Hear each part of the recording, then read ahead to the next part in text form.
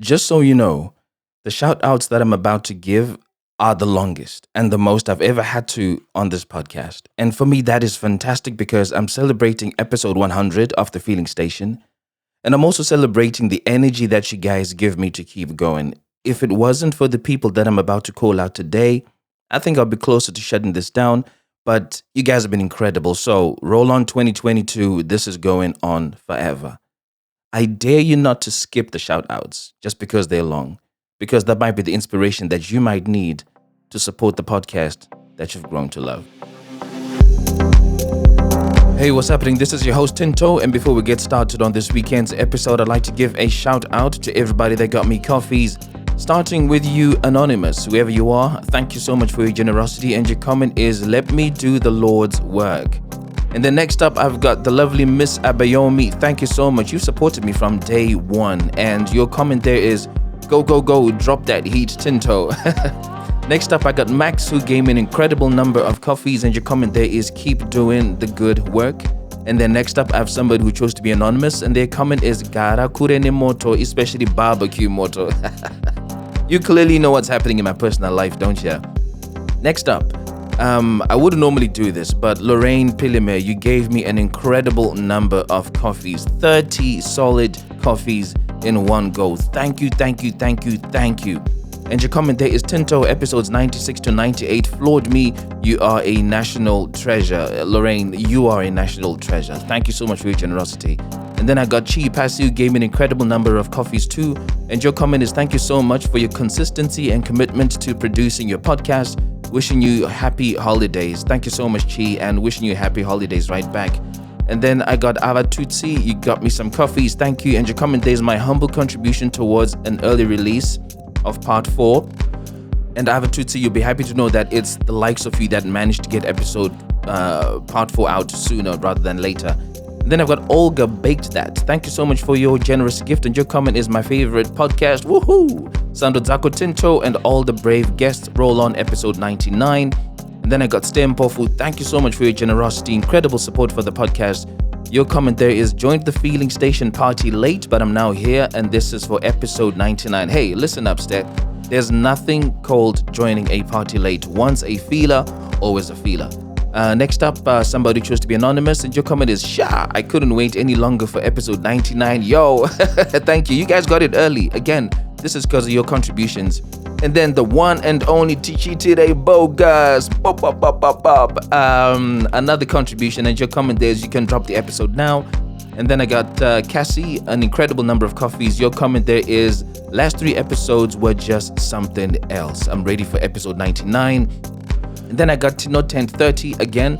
This is not the first time you've given a contribution, and I want to give a special shout out to you. And your comment there is, I've gotten some life lessons from the podcast. Thanks, bro. Hey, you're welcome, Tino. And then I got Stella Panana. Thank you so much for your generosity. Your comment there is, please drop the episode. I need a distraction from this Boris Johnson nonsense. Well, don't we all, right? And the perfect distraction before Christmas would be him stepping out of the office. Can I get an amen? Tendals, thank you so much for your contribution. You didn't leave a comment, but I appreciate your support for the podcast. And then I've got Sika X Bell. I don't know if I say that right, because I know this is not the first time you've given a set of coffees, and I hope I got it right. But anyway, your comment is, I just want to say I was bullied into buying a coffee at night. Perfect time in my opinion. And then you say, it's unhealthy, Tinto, because I want to hear more of Kanye's story. Keep up the good work. I enjoyed having you keeping me company throughout the shifts this year. We're going to do it again next year. Happy holidays. Sika, I appreciate you to the moon and back. Thank you so much. And then Chi Chi, thank you so much for your contribution. And your comment there is, Tinto, this may not be a million, but bring on part 5, please. Thank you for all you do. I truly enjoyed the podcast. Keep up the great work. Hey, Chi Chi, guess what? Part 5 is here. And then I've got Locked QT, another incredible number of coffees. Your comment there is, Tinto fam, please release this part 5 with Kanye. Sis is an amazing storyteller, and I love a good survival story. Thank you, Tinto, for doing what you do. You are a legend. No, you guys are the legends. And then last but not least, I got Chantel Madakadze. Thank you so much for that generous contribution. You didn't leave a comment, but that is great for me. If you'd like to support the podcast in a similar manner, please head over to www.buymeacoffee.com/feelingstation. and give as your spirit leads. Remember, there is nothing too small to support the podcast that you've grown to love. Phew, that was a mouthful. Man, you guys have been absolutely incredible. You have no idea how much energy this gives me, especially with episode 100 coming out. For those who follow this incredible series, I appreciate the support. And for those who've given support in terms of engagement with people that deal with GBV, I love you guys. Please let us remain strong feelers for the podcast. Let's get into episode 100. The episode you're about to listen to contains graphic descriptions of physical abuse that you may find disturbing. If discussions of this nature are likely to trigger you, I strongly recommend that you do not listen to this episode or the series in full. All up in my feelings, I'm all up in my feelings, yeah. So we're back for part 5 of this crazy series, Love, Pain, and Women. I did never imagine I'll get to part 5, but here we are. And I believe this is the last one we're doing. Hopefully. And I love that. It's like you say, okay, all right. you the man to say that, but I don't think so. So just a quick recap. There's so much that happened in part 4. I'm really just going to focus on the last bit, but we know that there's another woman that fell pregnant at about the same time that you were pregnant, delivered about the same time-ish. And then, when you had your son, there was a fight. You were worried, I guess, pretty much for your life. You went downstairs, you spoke to a neighbor who took you in as refuge. You reported to the police. Then the police asked you if you wanted to press charges, and you had the intention of doing so. But then when you reasoned with yourself, you felt, no, this is not the right thing to do because you didn't want your son to grow up without their dad. Yeah. So you didn't press charges. And that's where we're going to start from. Yeah. What happened next? So I don't know where he went to stay. He went to stay with his sister for a bit. And there was a day I was going to placement and I had a puncture. And this time my mom thought she was off, but she had to go to work. And my mom also found out that her car's been stolen. Oh. And it's like two things happening at the same time. Mad. And she was like, okay, Chi, come back and you drop me off at work and then we can sort out the rest. So then I called him because I'm like, I've got a puncture. I was on the way to my mom's house. And, I don't know what to do. I've just parked inside, in the side road. And, I'm going to get a taxi to go to my mom's and then get her an Uber to go to work. So obviously my mom spoke to them and she was like, you know what, I don't think I would even be able to cope at work. So then they gave her the day off. But he still came. And that's when we got talking, and obviously my mom was like, you guys, you need to try and work this out. But she didn't know exactly what had happened. Yeah. I just told her that I told him to, he's not staying with me at the moment. He's at his sister's house. Without actually telling her the full story as to why that was. She just thought we just had an argument. Yeah. We were talking about 2-3 weeks. He wasn't at home. And then he was like, I miss my son, I miss my family. And he was coming almost like every other day, and going back to his sister's house. And I was like, well, maybe he's remorseful, maybe he's like, he's thought about what he's done and he's come to his senses now. He's had time away, and this time he's gonna do better because he knows that I'm not scared of him. I'll call the police because that was the first time I ever called the police on him. And I was like, now he knows his lesson. I'm sure he's learned his lesson. So he came back home, and yes, he might not have hit me, but things were just not how they were before. In what sense? He was still trying to control me a lot, but in a manipulative way, making it seem like I was the one who was trying to control him. Okay. Like reverse psychology kind of thing. Mm-hmm. I had got a job.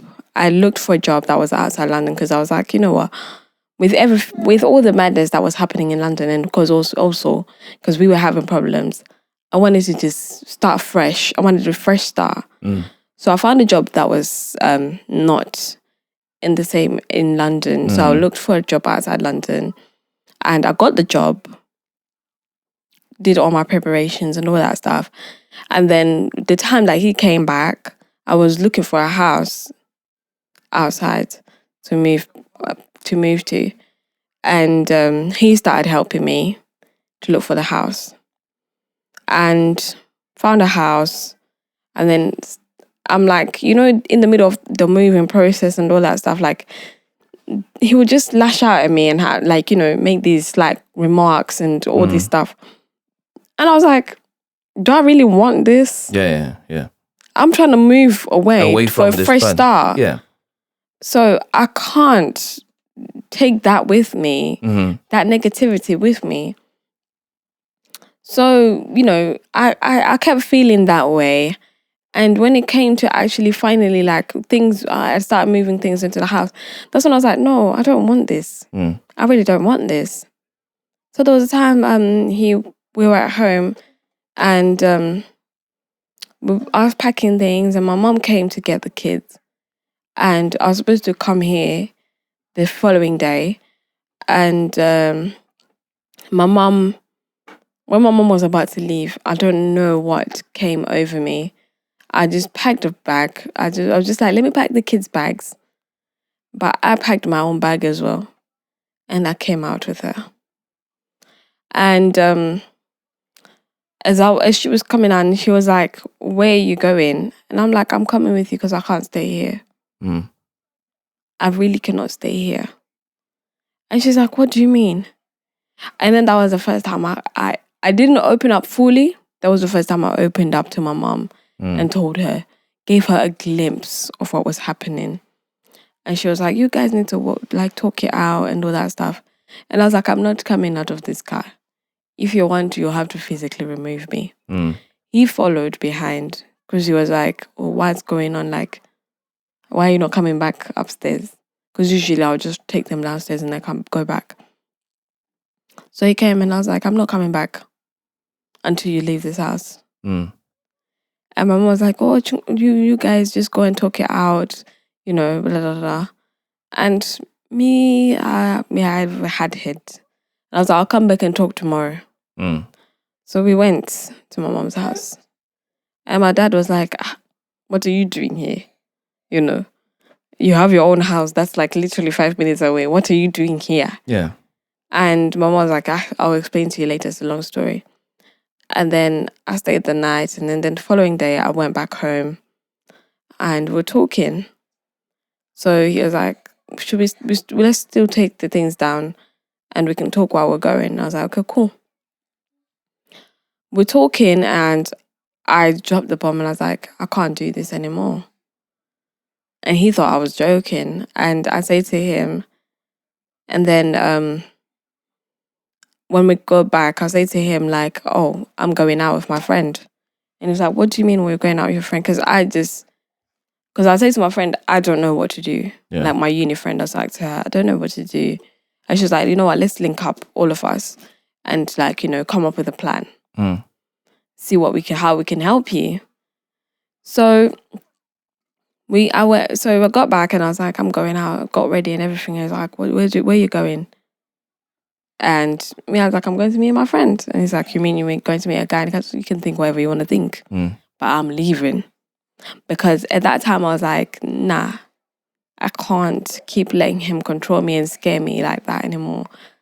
So I left. I went out with my friends. And then I came back like around 10, 11. He was waiting for me. He was waiting for me.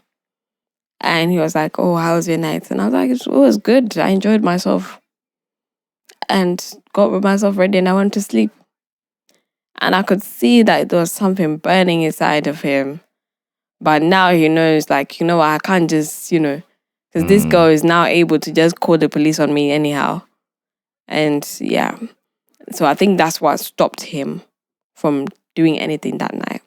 At the same time, I knew what I was doing. I was also pushing buttons because I wanted him to know that I was actually serious now. I'm gonna ask you a dark question. There's a time when you had an incident with him and you were looking at a knife in the distance. Yeah. And you had to take yourself out of the situation because I guess you felt you didn't know whether you had the ability to control yourself or stop yourself from doing something with that knife. Yeah. Right? With everything that has happened, didn't you at some point feel scared for your life? And I'm asking this because you said when you looked into his eyes, you could see that he had fire burning within him. Some people are not able to contain that. Already, he can't contain it physically. So what would stop him from doing?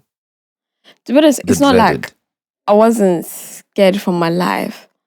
I was, but I was at that point where I was like, you know what? I am not going down without a fight. If you want to do something, I am going to do something too. It will not end well. If you try it, one of us is going to end up dead. Yikes. I was at that point now. That's the point where I was at. So me pushing buttons and doing all that stuff. And I was like, you know what? This is not going to work. Like, I can't keep living that way. I've seen like some of my relatives doing that. Where they're staying because of the sake of the kids and, just putting up with shit and they're doing their own thing and they're doing their own thing. And I was like, that's not going to be me. I am going to break that barrier. If it kills me, I'll be the person to break that generational barrier, like what they call generational curse, whatever you call it. I'm going to break it for the sake of my kids. And I was like, I've got a daughter. I don't want her to think that this is normal. I grew up thinking this is normal. I don't want her to think that. So I had to put myself in my daughter's situation, in her shoes. Because this was affecting her at school as well. Because when he hit me, she went to the school and told the school. So I had services again on my door. So I had to put myself in my daughter's shoes. And that was the day that I made the right decision for myself and my family. He came back, but something was not right. And before I moved to where I am now, I told him, like, I can't do this anymore. It was like, okay, cool. Can I just get a few things from the place and, I'll collect the rest later. And I was like, okay, cool. So we came here. We came and he took whatever he needed to do. And then how does my guy say to me, one for the road? Let's have sex one last time, one for the road. I was like, are you mad? I'm telling you, I don't want nothing to do with you. And they're saying to me, one for the road. The disrespect. After you've been telling me I'm not your type of girl. Yeah. After you've been telling me the sex is shit. After you've been telling me that, I'm loose. So why do you want to then have sex with me? Why? It doesn't make sense. So fast forward, I fully move in, like with the help of my uni friends, and I start work and roll on Christmas time. Christmas is a time for family. Yeah. Like, don't forget, like the past 2 Christmases now, I've now gotten into a thing with my family. So spending time with my family, and he's not very much into he's wanting to isolate me from my family. Yeah. I remember that's one of the things that was big for him, to pull you away from people that matter, isn't it? Yeah. So I'm spending time with my family. He's like, I really want. This is gonna be like my first Christmas alone, without my son and my kids, and I don't know how I'll be able to cope. Is he forgetting that he's got other sons and daughters elsewhere? He's got bare family if he wants. This was one of his manipulation tactics, wasn't it? Yeah. Okay. So I'm like, but you have other kids, you can have Christmas with them. It's like, oh, but I've never spent Christmas with my sisters and things like that. I'm like, but with growing up, did you not spend Christmas together? And he was like, yeah, but this is different. I have kids now. I don't want to be away from them. And I was like, cool, if you want, you can come for Christmas. But me, I'm going to my family. Oh, yeah. Either way, I am going to my family. And he was like, okay, cool. So I had my graduation just before Christmas. And he goes to me. I had made my plans and everything. I'd even called the school to tell them that, my daughter's not going to be coming to school, whatever. And I was going to go on a Thursday and sleep at my mom's house, ready for the Friday. He goes to me, oh, no, you've got work on Thursday, so don't worry about that. I will come and pick you up. I'll come to the house, and then we'll go early in the morning so that at least you get some rest. So early Friday morning? Yeah. Long story short, I almost missed my graduation. I forgot my shoes by the door. I was being told to hurry up, we're running late. And I'm like, this is why I wanted to go. The previous day, yeah. The previous day, because I would have packed everything that I needed beforehand. And it was just like, getting ready at my mom's. I left my shoes and I came out looking hell of a mess. My mom managed to get me some shoes and got to my mom's house. Literally had 30 minutes to get to the place and it took 45 minutes to get there. Yeah. Got there and then we get on the wrong train, wrong underground. So I'm now almost an hour, 30 to 45 minutes late. I get there, literally, they've started everything. I've called and I was crying on the phone to my lecturer and I was like, I cannot miss this. And my friends then go and talk to the lecturer. We're like, you know what, she's been through so much. Try and do whatever you can to get her to just come and have her graduation. And I went and I managed to go inside and he goes to outside now, I'm going. And then and then my mom is like, oh, you can go. You can go inside. I bought 2 tickets, by the way. She's like, you can go. And I'm like, no, he can stay with the kids and you can come. And he was like, oh, I won't be able to deal with the kids. I don't know where to go. And I was like, anyways, I have to go because I had to get escorted inside. And I was like, you guys work it out between yourselves. I would love for my mom to be there, but, I didn't have a choice at that time. So I went and I was the last person.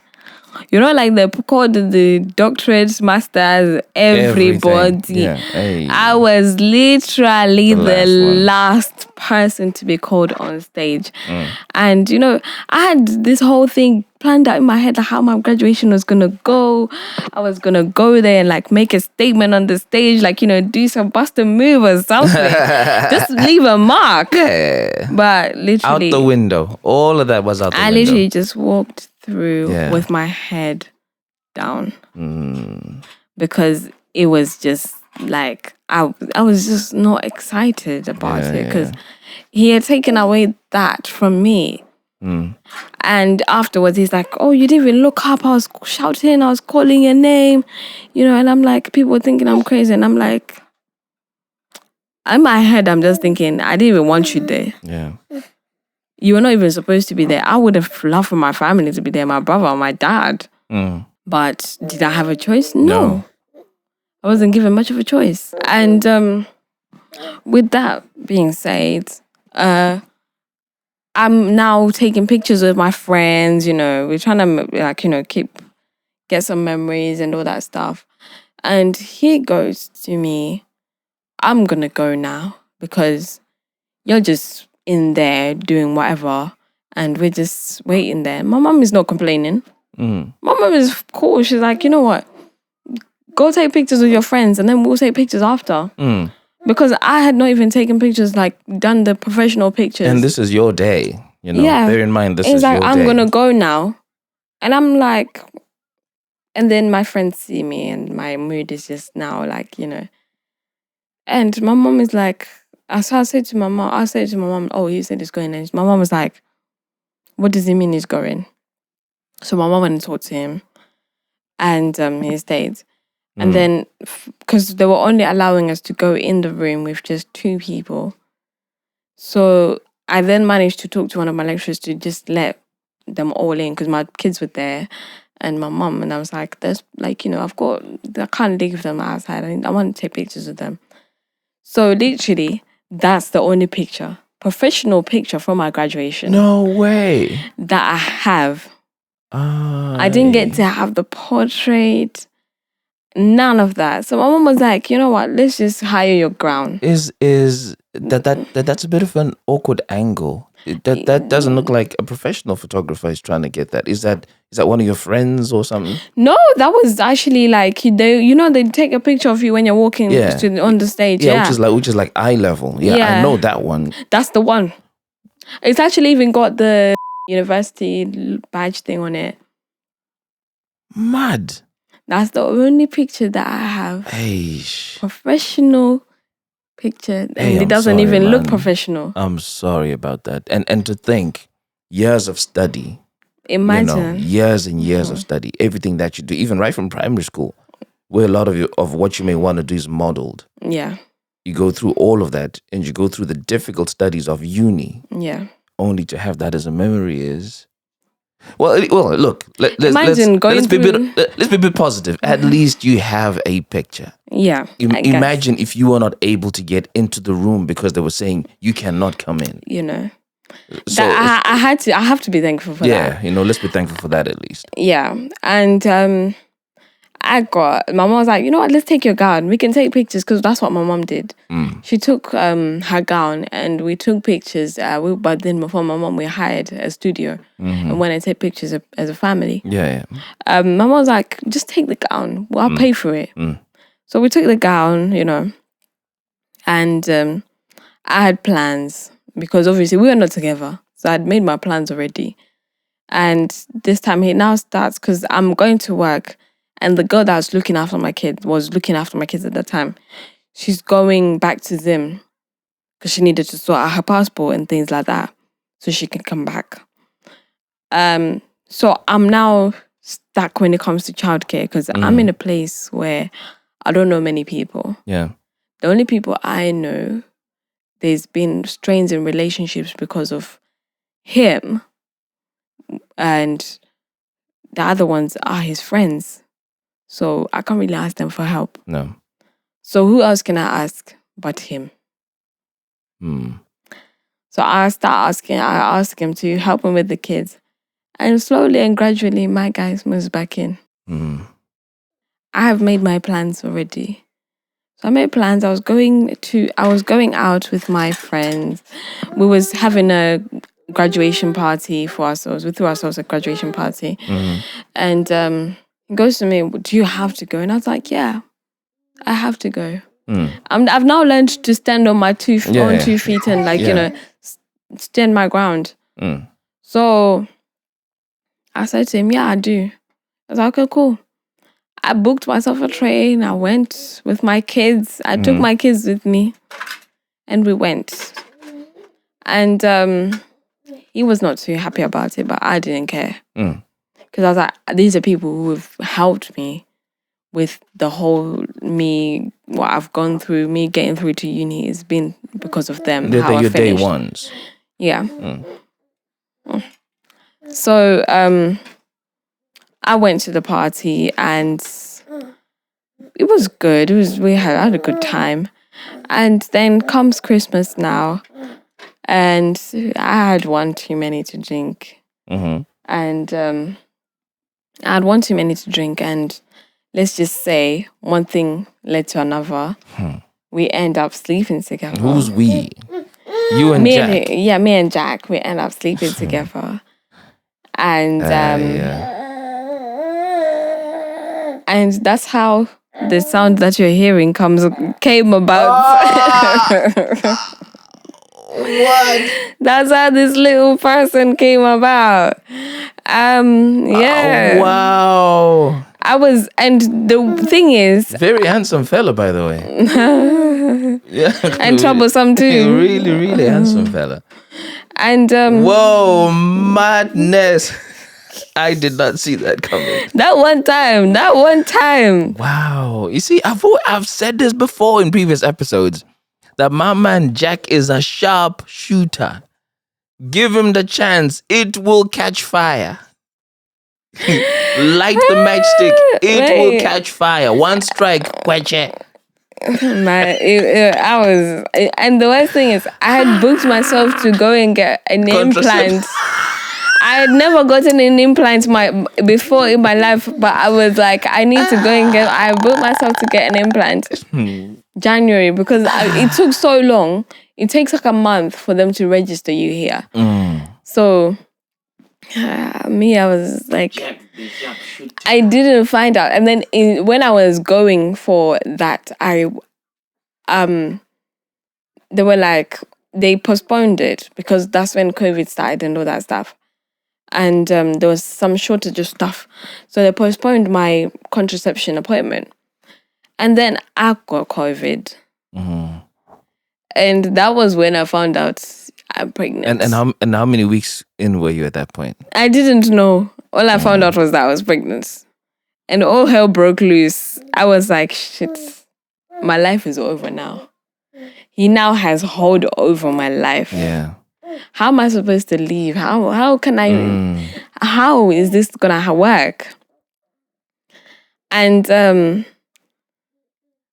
you know, even to this day, I still replay that day so much.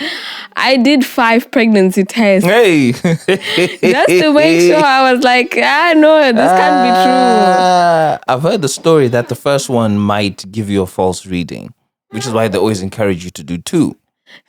You didn't only do double the amount. You went 5. over. I did 5. And it was, and you know, like finding out while you've got COVID as well, it just hit me like different. I was like, I don't want a child. I had a plan in my head. I was like, I was gonna get settled, you know, start saving up for a house, mortgage, and things like that, and then and then think about having another child if possible. But a child was not on the cards at all. Yeah. And let me not. I can't skip this part. While I had COVID as well, I kind of noticed some signs from him. And there was a time I got his phone. Remember, I have his passwords. I went into his phone.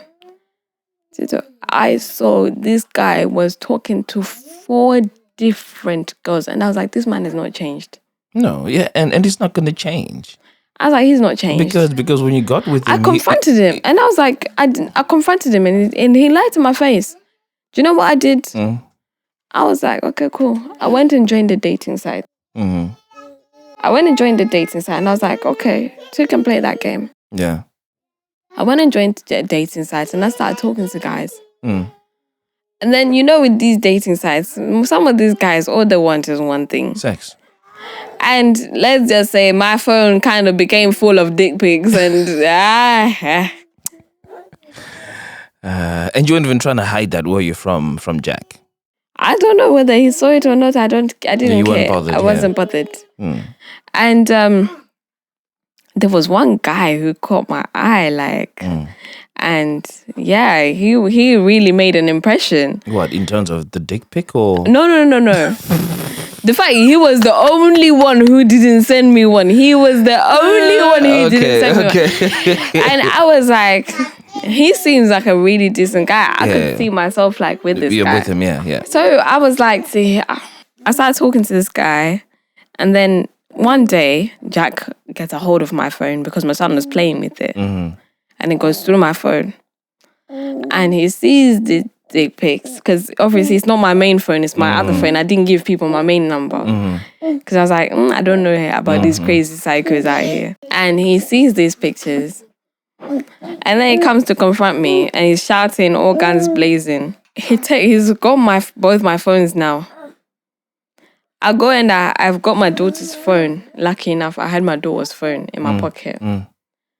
And he goes, he starts shouting and I'm like, red alert, red alert, red alert. I'll go and I lock myself in the bathroom. I don't know if you see it, like when you're going to my bathroom. When you go in, just have a look. I went and I sat behind the door with my feet on the wall.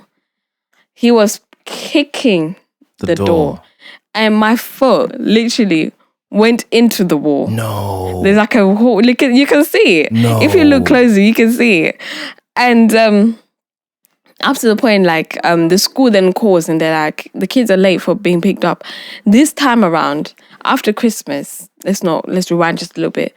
After Christmas, what he's now done is he's gone and taken his son. His son is now living with us because he's like, there's no way I can kick him out when his son is living with us, am I? Very manipulative fella. There's no way I can do that. And I'm like, okay. So half term comes and his mum is like, you know what, I need to see my son. They were having problems because he was like, he took the son without the mom's consent. And she was not happy. So I found out I'm pregnant and all these things and da-da-da. And he finds these pictures and he's trying to attack me. So I called the police. I called the police and I'm like, I don't know what's going to happen. Prevention is better than cure. Yeah.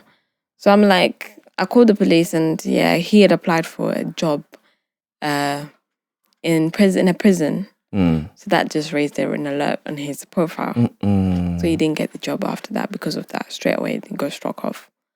But he had gone for all the trainings and all that stuff.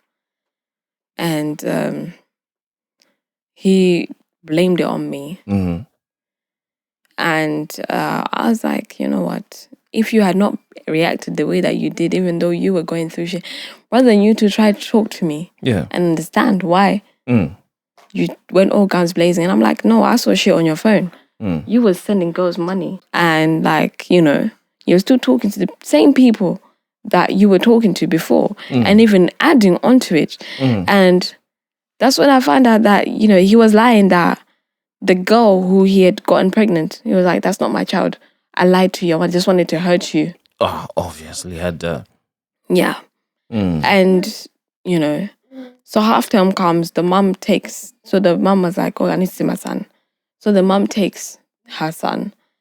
And so these times we're now like in rocky grounds and we're not on talking terms. We're not really on any terms. We're just living under the same roof.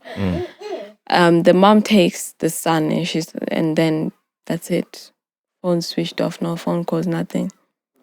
She took the son back because the way that he took the son is the same way that she took him back. Right, ish.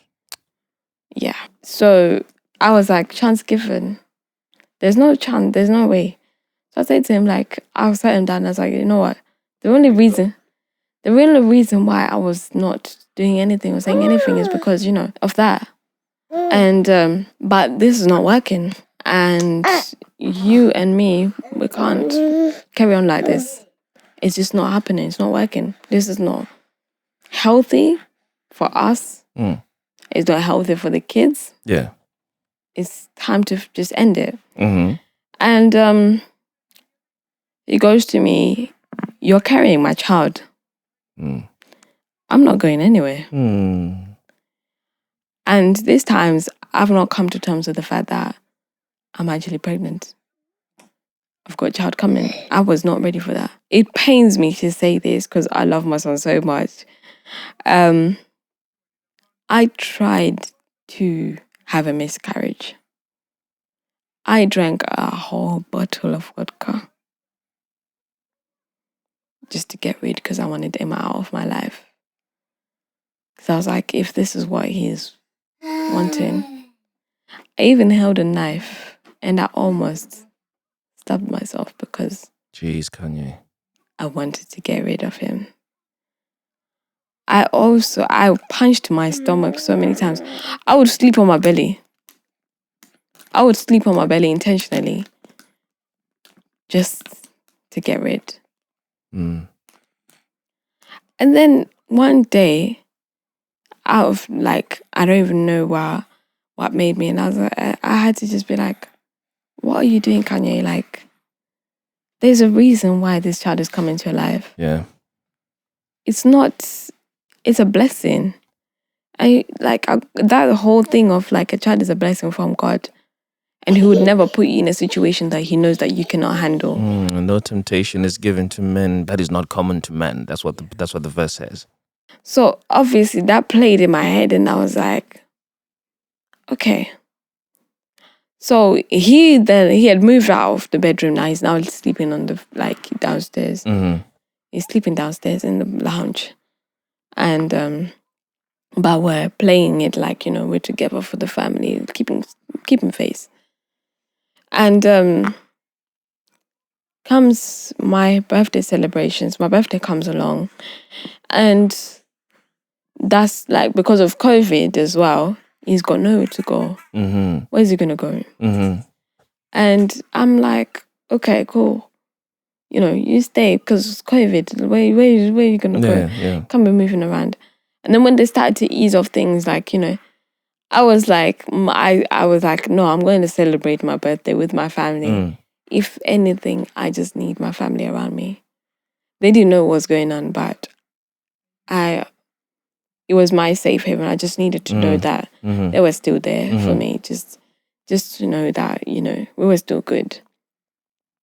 So my family came. I went all out. I didn't have money, but I went and I did whatever. Because also, not to mention the stress of actually being, you know, I had to isolate. I was not allowed to go anywhere. I couldn't go shopping. I couldn't do anything. So, you know, that made it even worse, like spending every single day with this person. Like, I got into reading. Mm-hmm. I got into reading. I got into games. I would sleep a lot. And yeah, it was just mad. And then let's fast forward. I'm now like 8 months. I'm coming up to like close to, you know, giving birth. So I start a little business, and I'm like, COVID, like, you know, I like baking. So I start baking again. And I start a little business where I'm baking things. I'm like, you know, and delivering. He's delivering because he doesn't have a job. I'm like, this gives him something to do. Yeah. And he's out of the house and he's out of, you know. Out of your space. Yeah. And then I find out that I was having heart problems. I'm anemic, first off, and then I'm having heart problems as well because of the pregnancy. My heart rate was always high, Elevated, but my blood pressure was low. So it just didn't make sense. And they were like, maybe it's because of your iron levels. So there was a time I went and they were like, we're going to do a blood transfusion. I said, no, you want to kill me. Because if you know about blood transfusions and how closely, you know, the risk involved when it comes to blood transfusions, you can understand.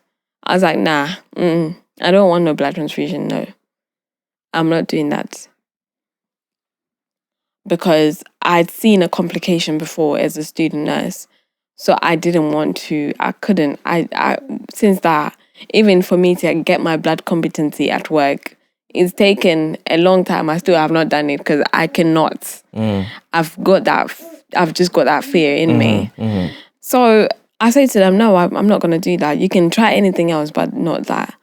So they were like, we're going to have to admit you into hospital. I said, I'm not being admitted into a hospital. I cannot. And they were like, but you're going to have to be coming in almost every single day. And I said, that's fine, I'll do that. So that's how I then moved into with my mum. And because I was giving birth in London, I wanted my kids to all be born in the same place. And because the care that I got there was just phenomenal. Was good. Yeah. So I didn't want to go anywhere else. So I went and stayed with my mum and that week, And, you know, I went, and then I finally had an iron infusion instead, of which they found, like, they tried to keep me in because of the heart rate and things. The blood pressure stabilized, but my heart rate was still very high. But they were like, you know what, it's okay, we'll still do the go on with the iron infusion, you know. But then you need to be monitored for the next 24 to 48 hours, just in case. So I'm like, no, it's okay. My mom is a nurse, so, you know, it's okay. Like, I'll stay here. So I was at my mom's. He came as well. And he was now having a go at me. He's like, you're going to the hospital every single day. Hey, I'm having to, because he couldn't go in. It's like, I can't go in. So, and, you know, I'm going to the hospital. I'm having to sit outside in the car. And I'm like, you don't have to come. I was like, you don't have to come. I can just go by myself. I can get the bus. I can get a taxi. I can get an Uber. I can ask my mom. I can ask my brother. I can ask my dad. It's okay. You don't have to be there. So then I kind of figured he was doing that because obviously he had something else that was going on in his head. Yeah. So he came back home, and when he came back, he hardly ever spoke to me on the phone. And I kind of figured that's like, you know, there was something going on. And that's when I started opening up to my mom, telling her what's been going on. She didn't believe me. She didn't believe me because he'd make such a mark in it. So she didn't believe anything that I was saying. Like, and I'm like, no, this is literally what's been happening. Like, you know, I know it's not easy for you to actually believe it. But this is what this person is like.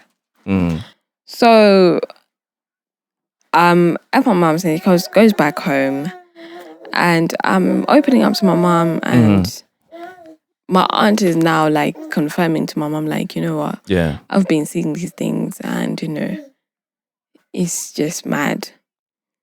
And then my mom starts to actually kind of believe, and, you know, I can see that she's still not quite there, but, you know, because it's made a big impression on her, because it's like, you know, hands-on. When it goes to my mom's house, is hands-on. He's doing the Mukasha thing and all that deception, stuff. You know, really aids him, you know, to do the sort of thing that he was able to do. Yeah.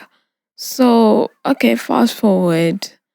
Before I gave birth, I started having pain. Like, the pain was like mad. I called him the other day, and I said to him, I don't know what's going on. I don't know whether I'm about to give birth or what is going on. I don't know. I was having palpitations. My heart rate was like 130 at one point. Jeez. And my heart rate was never below 105. Never. And he said to me, so what do you want me to do? And I'm like, are you going to come here? And he said, I'm at a barbecue with my friends. Wow. In other words, I'm not coming. Yeah. You know, forget about it. And then he doesn't reply me for a very long time. I called him. And then the pain got even worse. My aunt came to the house. I told my aunt, and she came to the house. And she goes to me, why is he not coming? So I was like, you know, in the evening, he then sent me a message, and he's like this was like midnight. He sends me a message, and he's like, I was at a barbecue with my friends. What did you want? You're just having pains. It's not like you're giving birth or anything. Wow. And I was just like, that was it. That was it for me. That was it for me. I was like, it's cool. Don't worry, you don't have to come. The straw that broke the camel's back. I was like, it's cool, you don't have to come. And then 2 days later, he came to the house. He's now got a new job as well. So he's now started a job. And 2 days later, he comes. And, you know, pregnant women cravings. I was craving for seafood boil. And I was like, I'm really craving this. I had been telling everyone for like the longest. And then I say to him, and then my dad is like, because obviously he was like, you know, making it out like I was being such a bother. And my dad was like, when my wife was pregnant, one thing my dad told me was that whatever a woman who is pregnant wants, she gets. I would leave any time to go and get whatever my wife needed. Yeah. Because I'm not the one carrying that child. It's her. She's going through a lot more than what I am. And with that said, he was like, he then went and bought some stuff and then he made the seafood boil. But I'm like, so it took some for my dad. My dad is a quiet person. So I'm like, why did it take for my dad to say something for you to actually do something? But at this time, I'm like, I'm done. I'm already done. Like, you're sleeping on the floor. Like, we're only keeping face and like, we're just doing this for the sake of our kids. Yeah. And then I came to myself, I'm like, why are you doing this to yourself? And I'm like, well, I don't know. I'm literally like in a place between a place and rock where I don't know who I am anymore. I don't even know what I want anymore. And she's like, you deserve better than this. And not to mention, like, when he came as well, we went to the shops, just to rewind a little bit, because that does play a major part. He, my son, he picked up something from the shop. He wanted something, and I was like, okay, he wants a drink. So I'm like, I took the drink and I gave it to him. And he shouted at me, he's like, you don't ever do that. You don't do that. I'm like, what do you mean? So I can't give him the drink to hold. We're going to buy it. He shouted at me in front of my aunt, and my aunt was so pissed off. And she told me the next day, she was like, I just didn't want to leave you with him. But I wanted to take a taxi and go home by myself. Because I really could not hold myself anymore. And with that said, I was like, you know what? It's so nice and jolly to keep face and everything and, try and keep appearances for the sake of the kids. But we're not sleeping in the same bed. We're not even trying to have any kind of relationship. So what's the point? And I know that he's out there doing something. And before I gave birth, I told him that I didn't want this anymore. The day that I was, and then he was like, oh, that's just the hormones talking. But I was serious. I was like, you and me, even living in the same roof, it's not going to work. Yeah. He thought it was just the hormones. And on the day of me giving birth, I had a doctor's appointment, and I was thinking, like, you know what? That was my due date. And I had a doctor's appointment. And I go there, my midwife is like, you're 4 centimeters dilated. Yikes. And I'm like, what do you mean? Like, you're in the mix, fam. This is happening now. What do you mean? It's like, yeah. So she says to me, go home. And I'm like, I don't stay in labor for long. I'll be back this afternoon. And she was like, you just come back in here. And because obviously, I sent him a message and he was like, oh, I'm at work. He wasn't at work. So where was he? He was at his girlfriend's house. Bloody hell. That's what I then later found out. And this is a girl that you had not met or known before? No. Fucking hell. And he goes to me, I can't come. I'm at work. It's going to take a lot for me. He was working in catering. And I'm like, catering is not that far. With an hour, 2 hours, you'll be here. You'll be here, yeah. I will hold on for you to come into, experience this. He was like, no, I'm not coming. It's interesting. You still wanted him to experience it, but you didn't want him in your life. Because it takes 2 to make a child. And I didn't want to take that away from him. And it takes 2 to raise one, but you're already saying to yourself, this is it, I'm done. Yes, it takes 2 to raise a child as well. But at the same time, you don't have to be in the same house to actually raise a child, do you?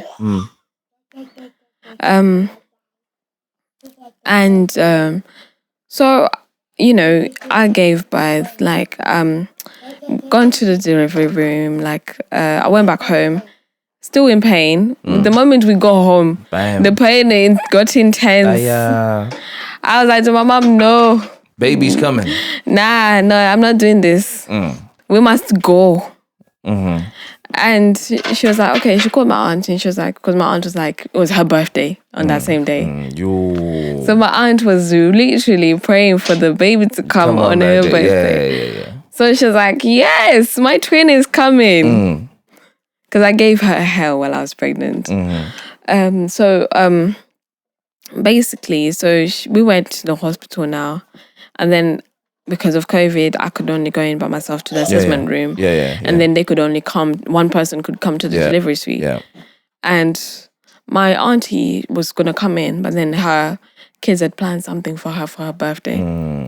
So she was like, you know what? So mom was like, you know what? Let me go and find you something to eat because you didn't eat anything. You only had breakfast. So let me go find something to eat and I'll drop off your auntie on my way. And I was like, okay, cool. So she went to drop off my aunt. I got put into the delivery suite now, like 30 minutes after they left. And I'm now calling my mom and I'm like, this baby is coming. And this baby ain't waiting for nobody. My mom literally got there 15 minutes before I pushed. Wow. Literally, I was about to give birth on my own and I was prepared for it. You know what's really nice for me is to think about how closely you missed your graduation and how your mom wasn't a part of that important part of your life. And then just as you're about to start pushing, mom comes in. If I tell you, like, do you know how it even happened? Like, my mom came in. She's rushing. She's come in.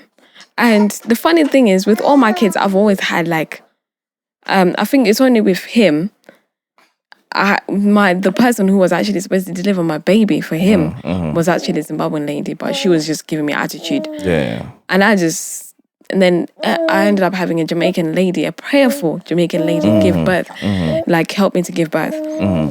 And every single one of my kids, all the midwives they all were prayerful women. Nice. All of them. Nice. And they were all never the person who was actually supposed to deliver my kids. So, like, you know, all my kids have been born with, like, by prayerful women and people that were not even the ones taking care of me. But then with him, the person that actually delivered my baby, it was a student nurse. And the lady that she was working with was also prayerful. And, you know, my mom came in and this woman was like literally she was acting like she was my mother. My mom finally came and, you know, she literally just put the food down and the doctors were coming in. Let's say like 2 minutes after the doctors left, I was laying on the bed and next thing, after they were examining me, I was still laying on the bed and then whoosh, literally my waters broke. So if the doctors were still there, they would have been soaked. That's funny. So it was just like mad. So little man came. And then at that time, and then I'm like, the first person that I called was my aunt. Obviously, yeah. Funny enough. You know. And at that moment, they were singing happy birthday for her. Oh, how nice is that? So it was like, she was literally just crying. She was like, oh my God. I'm like, you know, they're singing happy birthday and my little twin has just come as well. Yeah, so that happens. I was just glad that my mom stepped up big time, and since then, our relationship got strengthened. Of course, through that, and you know, that's when I was like, that's when I said to my mom, "You see this is why I cannot do this anymore." I made it official with the families that, you know, me and him were done. There's no more. Told his mom, I can't do this anymore. Told his sisters, told my parents, told people in Africa, everybody. I'm done. I'm finished. Like, I can't do this no more. And people were there like saying, oh, you can't do this. You need to stay for the sake of your kids. And I said, I did that before. And I ended nowhere. Yeah. And I ended up with another child. I ended up with another child. And I'm not going to do that again. Yeah. because nothing has changed. And to later then find out there was a big drama. My dad almost had a fight with him. Came to my mom's house one time when I did the birth certificate. I told him about it because I'm like, you know what? He's not named. You know, I don't want my child to not, you know who his father is. So that's cool. You can come for that. And then I went with my brother, and he was like, "Oh, I want to go see the kids," and because we couldn't go with the baby, so I left the baby with my mum. Says I want to see my sons. So I was like, "Okay, you can go." Me, he was like, "Oh, are you not gonna come in the car with me?" And I said, "No, I didn't come here with you. I came here with my brother, and I'm gonna go with my brother." So we went to get my brother's girlfriend, and we went there, and I was like, to my brother, "You know what, my brother's girlfriend, take your time." Me, I went on the sofa and I slept. I'm going on the chairs. Because I was like, I'm not rushing because he's still there. Yeah. So I wasn't too bothered. So, you know, we went for like, you know, that happened. He came for that, my dad, and then he made a big fuss. And he was like to my mom, let's go talk. And then he told my mom, he's like, oh, the reason why she's saying that because there's someone else. I saw naked, I saw dick pics, this, that. He's trying to spoil your name now. Yeah. And then, so my mom's going to work. And my mom calls my dad and he's like, you know what, come and deal with this. My dad, he's a teacher. So he's got extra lessons.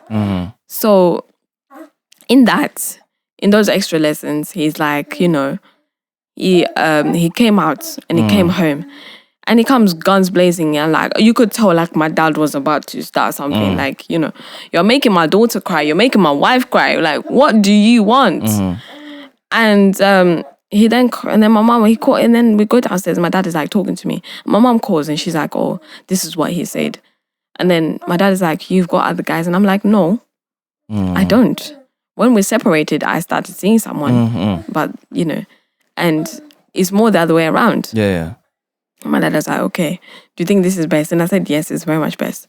And he's like, okay, I'll give you a week and then you come back and tell me if it's still what you want. And I said, I'm not changing my mind. I've been thinking about this for the longest. Yeah. This is it. And that was it for my dad. My dad is a man of very few words. And the moment I say that to him, he was like, you know what, I get what he understood that I was very serious. And that was the end of us. That was literally how I got out of that. And he tried it. When I came back home, and then he tried to like get my daughter to like be on his side and things like that. And I was like, no, it's not gonna work. It's not gonna work. He was trying to find another angle and for him to come out of my house, I had to call the police again. Can you imagine? And the police were like, well, with COVID, you know, it's hard for us to like, you know, get him out. But, you know, if you can give him a week to just, you know, get himself sorted and then, you know, we can sort everything out. I was like, okay, cool. A week. And then that week came, I was like, you need to come out. I went to my mom's house. And then when I came back, he said he was going to work and he was not coming back until the next day. So I came back when he was away from work. I came back and I changed my locks. Okay. I came back and I changed my locks. Yeah, so now he couldn't come in. Because he said he was at work. He wasn't at work. I later on found out he wasn't at work because his girlfriend's house. He had gone over to A. And not to mention, in that time when I was away, let's just say, fast forward, I've now found out that he has a child with the girl that he was seeing when I was pregnant, when I was giving birth at my mom's house. She was coming into my house. What? This girl sent me pictures and videos of my house while in my house. Wow. He would tell her that the shoes in my bedroom were his sister's. He was staying with his sister. And like, you know, a couple of, like just last week, he sent me a message asking me, oh, do you miss him? So I don't think the drama will ever end with him. Won't. But I just have to stand my ground and just be like, you know what? I've come to the conclusion where I've dealt with it. I'm over you. Like, hit the road, Jack. You ain't coming back no more. No more. Oh, I totally get that now, especially after reading the screenshots that you sent over last week. You're really over the situation, and just sat here looking at how you're talking about it now versus how you spoke about this from the beginning. Yeah, it's a real change. Yeah, and I've mentioned to you already that the number of DMs, and I've showed you a couple of those that I'm getting in support of what you've done as a person. This has got to be, it's the longest series that I've done, but it's the single most important and hard hitting for many. Because a lot have come out saying, I'm so glad this is happening because I'm in the exact situation now. I don't know what to do. And to be honest, if I tell you 7 people have reported their cases to the police ever since episode 2 of your podcast, is something worth giving accolades and acknowledgement to. I think we need to start up a little, group or something. And I am more than happy to talk to anyone. If there's anyone out there listening, to be honest, you can get my number from Tinto. I am more than happy to talk to anyone, just to help you through. Even if you just need a friend to talk to, I'm more than happy to do that. Because trust me, it's not something that when you have not been in that situation, it's hard for you to actually be able to give someone advice on that. So sometimes you just need someone who actually understands to get you to that place. Yeah, Kanya, you're an absolute blessing. I have to tell you that. It's and just to play back the lessons that came out of the episode, in fact, out of the series, because now is the best time to do it. First one up, there's 7 of them, and I get why there were 7. Yeah. First up, mothers are good at reading people, right? And you got people in your life who are clearly seeing through what was happening. Your auntie in particular. Yeah. Right.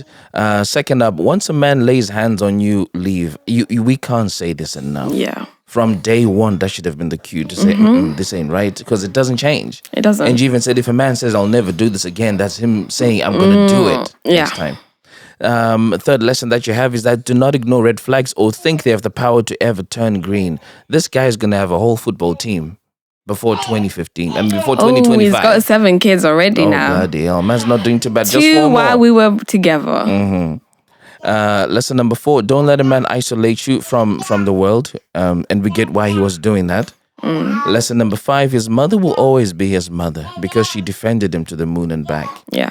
Lesson number 6, once you start doubting things, explore that doubt, and if things aren't right, leave. And last but not least, don't be scared to walk away.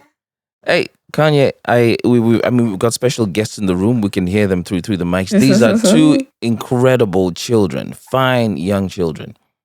And you're doing a great job of raising them. Thank you. And thank you so much for sharing your story. You've been listening to an incredible series of the Feeling Station podcast. I'm your host, Tinto, and I'll catch you in next week's episode. Peace. Tell me what you're feeling. Satis ondaro raini and chake zain. Tell me what you're feeling. Now that it's over. Satis ondaro raini and chake zain. Let me talk about my feelings. Let me talk about my feelings, yeah. Urudoi motoru noto kujidziro amai. Kujidziro amai. Love is a fire. Urudoi motoru noto kujidziro amai.